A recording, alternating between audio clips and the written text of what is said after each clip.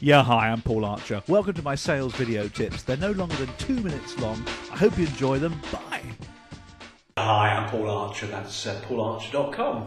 People buy on emotion, don't they, and justify on logic. We've known that for many, many years, that people buy emotionally. Decisions to purchase are done emotionally, and then they have to justify the decision later. And that hit home to me a few years ago when I applied to go to Glastonbury Festival here in the UK, one of the best gigs probably in the world, where hundreds of thousands of people gather to watch some of the best cracking bands ever known by mankind, and I just love it.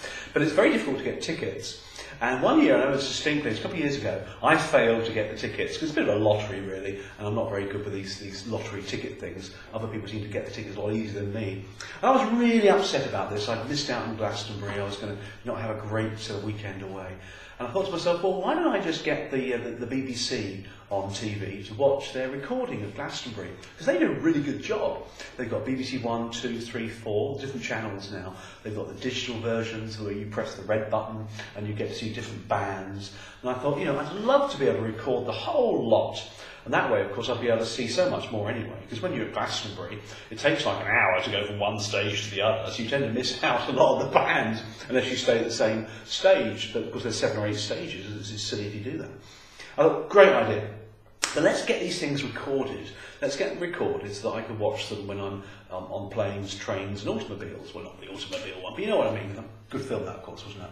And of course the Sky Plus thing that records is no good because you can't put those on your laptop afterwards. So I thought to myself, I'll get myself a gadget, one of these personal digital recording gadgets. And it was an Arcos 98252121i. And it was about 300 quid at the time. And it was a brilliant piece of kit because you plugged it into the telly and it just physically recorded it, and you could actually play it on this big screen. Your mobile phones have pretty much taken over since then anyway. But it was a great piece of kit, and I thought, I'm going to buy this. And I pressed the button on Amazon and bought it. And then it arrived, I thought, how am I going to justify this to my wife? Because she'll ask me, what are you buying this for? So I said to her, I've got this great new gadget, I said, which I'm going to use for various work purposes really. I can use it to record people who are doing presentations, doing presentation skills, and they can play it back themselves. I can use it to back up my data. In case I lose all the data, I can use it as a second backup. It's got a great big hard drive on there. I said, darling, we can record TV programs on it as well, so we can watch it ourselves later. Maybe on the small TV, or when we go on holiday, we can watch all our programs as well. We could load all the photographs on there, so when we go and see your parents, we could just rig it up to their TV and show them all the photographs. I was drastically quickly come out of reasons why, logical reasons why, I bought this gadget. See, I bought it on emotion. I bought it on the emotion of Glastonbury and all the videos and all the gigs and the bands. Wow, I was just full of emotion. But I justified it to my wife with logic. And that's really the message, is when you're selling things, logic's fine in sales processes, we all teach these things, but don't try and prove to people why they need your product and service. Don't try and prove it to them intellectually or logically.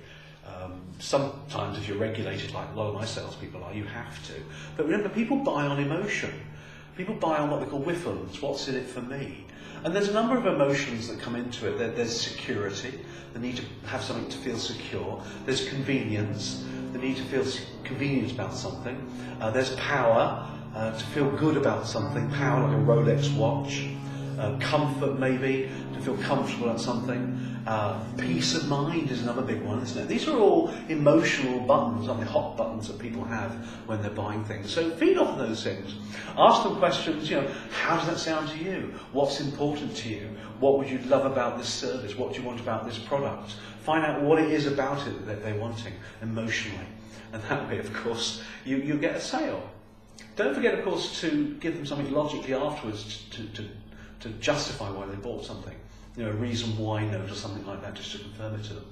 So did I record all of BBC? Yeah, sure, of course I did. I just pressed the buttons, automated it, and I recorded pretty much every single hour of Glastonbury that year.